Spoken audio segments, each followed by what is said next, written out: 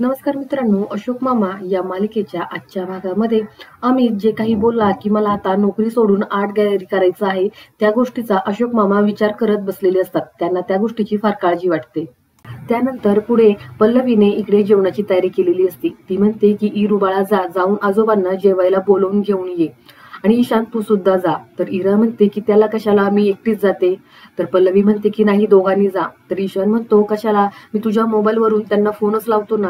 तर पल्लवी म्हणते की अजिबात नाही या, असं म्हणत ती त्याच्याकडून फोन ओढून घेते आणि त्याच्यावरती ओरडते की अजिबात माझ्या मोबाईलला असं न सांगता हात लावायचा नाही. परत जर हात लावला ना मोबाईलला तर याद राख, जा दोघांनी मिळून आजोबांना बोलवून आणा. तर इरा म्हणते की आणि हा लक्षात ठेव, त्यांना अशोक नाही म्हणायचं, त्यांना आजोबा म्हणायचं, कळलं का डंबू. असं म्हटल्यावरती ईशान चिडतो आणि तो म्हणतो तूच डंबू. दोघात पुन्हा एकदा भांडणं व्हायला सुरुवात होते. पल्लवी म्हणते बास करा, अजिबात भांडू नका, जा सांगितलं ना. असं म्हटल्यावरती ईशान आणि इरा हे दोघ जण अशोक मामांना बोलवायला जातात. तर इकडे अशोक मामा मात्र काळजी करत विचार करत बसलेली असतात. तिथे ईशान आणि इरा हे दोघ जण घाबरतच येतात. ईशान घाबरतच म्हणतो की आजोबा, पल्लवीने जेवायला बोलवलंय, चला ना जेवायला. तर इरा म्हणते आईने जेवायला बोलवलंय, आईने, चला ना जेवायला. तर अशोक मामा म्हणतात नाही बाळा, मला नाही जेवायचं. तर ईशान म्हणतो की चला ना आजोबा, आईनं सगळं तुमच्या आवडीचं बनवलेलं आहे, प्लीज चला ना जेवायला. तर इरा सुद्धा म्हणते की आजोबा चला ना जेवायला. तर अशोक मामा मात्र काहीच बोलत नाही. मग ईशान इराला खुणवतो की चल इथून, असं म्हणत ते दोघ जण रूमच्या बाहेर निघतात. तर इरा मध्येच थांबते. ती मागे येते आणि अशोक मामांच्या जवळ बसून म्हणते की आजोबा प्लीज चला ना जेवायला, तुम्हाला बरं वाटत नाहीये का, तुमच्यासाठी मी औषध आणून देऊ का. तर अशोक मामा म्हणतात नाही बाळा, मी ठीक आहे, तू जा जेव, असं म्हणत ते तिला तिथून पाठवून देतात. इकडे पल्लवी अमितला सांगते की आज सगळा बाबांच्या आवडीचा स्वयंपाक केलेला आहे, फ्लॉवरची भाजी, आमटी. तेवढ्या तिथे इरा येते आणि ती म्हणते की आजोबा जेवायला येणार नाहीयेत. पल्लवी म्हणते बर मग ईशान कुठे. इरा म्हणते की तो संयमिताईला बोलवायला गेलेला आहे. अमित म्हणतो की तुम्ही सगळेजण जेवून घ्या, मी आणूच बाबांसोबत बोलून. तर पल्लवी त्याला अडवते आणि म्हणते की नको जाऊस, तुला माहितीत ना ते आता ऐकणार नाहीयेत, थोडा वेळ जाऊ दे. तेवढ्या तिथे भैरवी येते. भैरवी म्हणते की काय सगळेजण कुठे आहेत आणि चला मी आता उद्या जाणार आहे. तर इरा म्हणते की खरंच माऊ तू उद्या जाणार आहेस. तर भैरवी म्हणते हो बाळा, मी उद्या जाणार आहे, पण आपण आज रात्री खूप मज्जा करूया, ए चल आज आपण रात्री बाहेर जाऊयात. असं म्हटल्यावरती इरा खुश होते आणि ती म्हणते हो चालेल, चल मी संयमिताई आणि ईशानला सांगून येते. असं म्हणत ती त्यांना तिकडे बोलवायला जाते. पुढे पल्लवीचा आणि अमितचा पडलेला चेहरा पाहून भैरवी म्हणते काय झालं एवढं, तुम्ही अपसेट का आहात. तर अमित म्हणतो की बाबा जेवायला येत नाहीत, उगाच मी बोललो ना त्यांना, नंतर बोललो असतो तर बरं झालं असतं, मी बरोबर सगळे पॉइंट काढले असते आणि त्यांच्या समोर एक्सप्लेन नीट केलं असतं ना तर त्यांना माझं पटलं असतं. तर भैरवी म्हणते की नसतं पटलं, तुम्हाला वाटतं का पटलं असतं ते. आणि जीजू कमॉन यार, तू इतक्या वर्ष त्यांचं ऐकलंस, तू केलीस ना नोकरी, मग आता कर ना तुझ्या मनासारखं, तू जग ना तुझं जे काही ड्रीम आहे तू जगून घे, कशाला एवढा विचार करतोयस.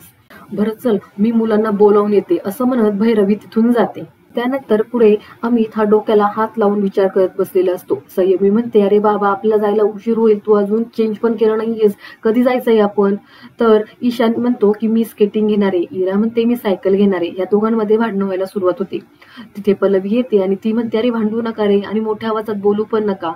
तर संयमी म्हणते अगं मामा कधी जायचंय आपण. तर पल्लवी म्हणते काही नाही, बाहेर कुणी जायचं नाहीये. तर संयमी म्हणते अगं मामा पण आपलं सगळ्यांचं ठरलं होतं ना. इरा म्हणते अगं भैरवी माऊ म्हटले होते की आज रात्री आपण बाहेर पार्टी करायला जाणार आहोत.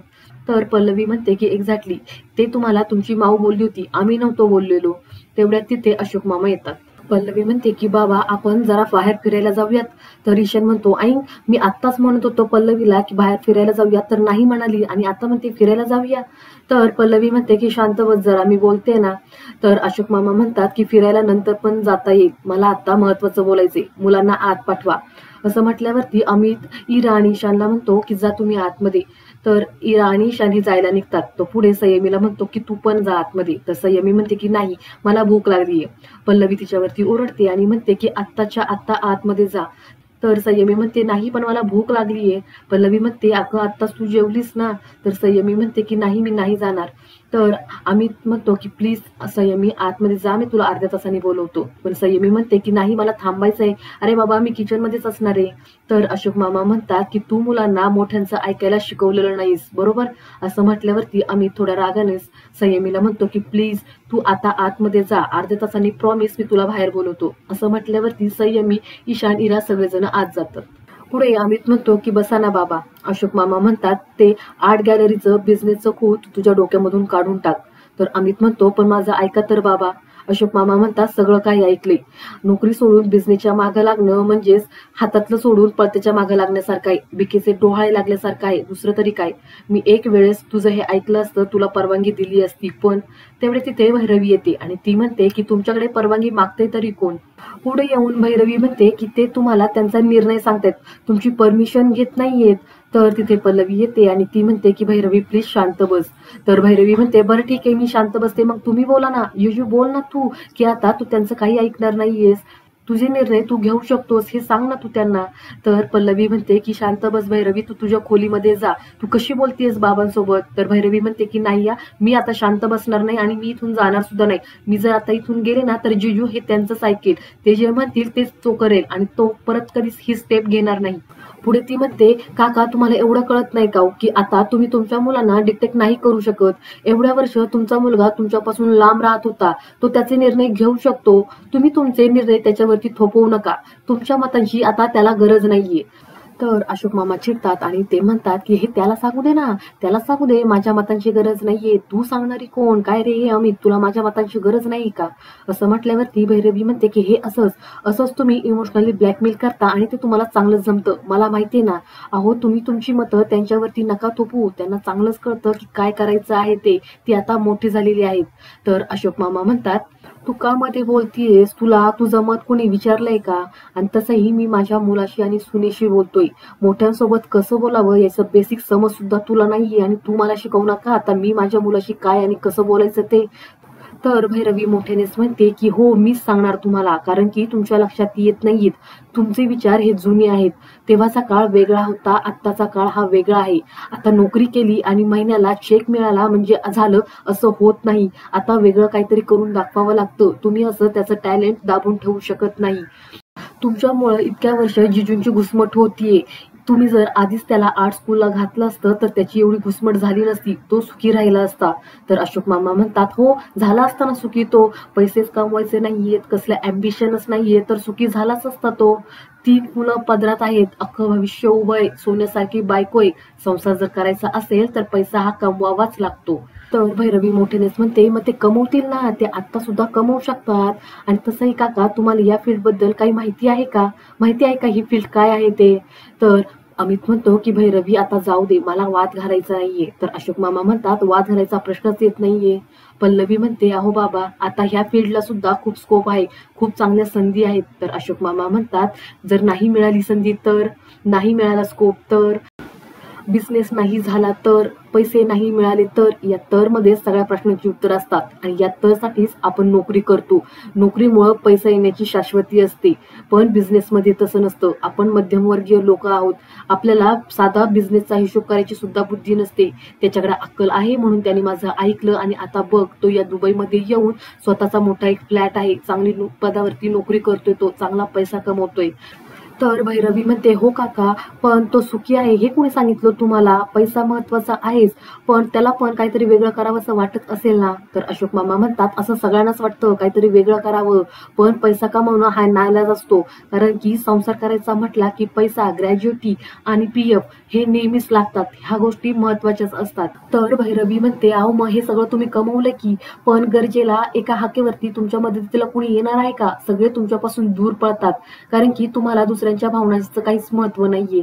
तर पल्लवी ओरडते की भैरवी बास, तू अशा शब्दामध्ये बाबाशी बोलू शकत नाही. तर भैरवी म्हणते मला बोलायचंच नाहीये, माझी इच्छा सुद्धा नाही यांच्यासोबत बोलण्याची. तर अमित मात्र शांतच उभा असतो. पुढे भैरवी म्हणते की मला फक्त यांना एवढंच सांगायचंय की मिस्टर माझगावकर, दुसऱ्यांच्या आयुष्यावरती कब्जा करायचं आता थांबवा. तुमची ती मुलं आहेत, तुमची नोकर नाहीयेत. तर पल्लवी चिडते आणि ती मोठ्यानेच ओरडते की Bhairavi enough, enough miss enough, आत्ताच्या आत्ता तू बाबांची माफी माग. तर भैरवी म्हणते की मी नाही मागणार माफी आणि मला नाही वाटत की माझं काही चुकलंय. इनफॅक्ट तुम्हाला सुद्धा सगळ्यांना हेच बोलायचं आहे, पण तुमच्यात हिंमत नाहीये, ती हिंमत माझ्यात आहे बोलायची. तर अशोक मामा अमितकडे बघून म्हणतात काय तुमच्या पण मनात हेच होतं सगळं. तर पल्लवी पुढे येते आणि ती म्हणते नाही बाबा असं काही नाहीये. पुढे ती भैरवीला म्हणते की भैरवी तू आत्ताच्या आत्ता बाबांची माफी माग. भैरवी म्हणते की मी नाही मागणार माफी. पल्लवी मोठ्यानेच म्हणते मग माझ्या घराच्या बाहेर निघ. थांबू नको इथेच. तर भैरवी म्हणते ठीक आहे, मी निघते आत्ताच्या आत्ता, असं म्हणून भैरवी तिथून जाते. तर इकडे संयमी, ईशान, इरा हे वाट पाहत असतात की आपण बाहेर कधी फिरायला जायचं. तिथे भैरवी येते आणि ती रागातच तिची बॅग पॅक करायला सुरुवात करते. संयमी म्हणते काय झालंय माऊ? ईशान म्हणतो तू कुठे निघाली आहेस माऊ? तर भैरवी म्हणते की मी लंडनला चालली, मला अर्जंट काम आलेलं आहे. तर संयमी म्हणते की काही अर्जंट काम आलेलं नाहीये, तिचं भांडण झालंय कोणाशी तरी, सांग माऊ तुझं कोणासोबत भांडण झालंय, मम्मा तुला काही बोलली का? तर भैरवी म्हणते संयमी प्लीज मोठ्याच्या गोष्टी अशा ऐकत जाऊ नकोस ग. तर संयमी म्हणते की मी ऐकत नाहीये माऊ, मला इथं सगळंच ऐकू येत होतं आतमध्ये, खोटं वाटत असेल तर ह्यांना विचार. तर इरा म्हणते की हो आतमध्ये सगळं ऐकू येत होतं. पुढे संयमी म्हणते काय झालंय मला सांगशील का आता? तर भैरवी म्हणते की संयमी तू आता लहान आहेस, मोठ्यांच्या गोष्टीत पडू नकोस. तर संयमी सुद्धा चिडते आणि ती म्हणते की हे बघ तुला सांगायचं नसेल तर तू सांगू नकोस, पण प्लीज मला सारखं सारखं लहान म्हणू नकोस, तुला चांगलंच माहितीये मला तसं बोलायला आवडत नाही. तर भैरवी पण चिडते आणि म्हणते की ओरडा, सगळेजण माझ्यावरतीच ओरडा. तर इरा म्हणते की माऊ मग आपण नेक्स्ट इयरच आता फिरायला जायचं का? भैरवी थोडी शांत होते आणि ती म्हणते की हो आपण आता नेक्स्ट इयरलाच फिरायला जाऊ आणि तुम्हीच या माझ्याकडे आता लंडनला. तिकडे कसे इथे आपल्याला एवढी मजा करता यायची नाही, कारण की मजा सुद्धा करायला इथे हिंमत लागते आणि इथे काही लोकांमध्ये ती हिंमत नाहीये. असं म्हणून भैरवी तिची बॅग उचलते आणि म्हणते की मी येते आता, असं म्हणून ती दरवाजापर्यंत येते आणि पुन्हा एकदा मागे बघते. ती रडतच मुलांना मिठीमध्ये घेते आणि आजचा हा भाग इथेच संपतो. पुढील भाग पाहण्यासाठी चॅनलला सबस्क्राईब करा. धन्यवाद.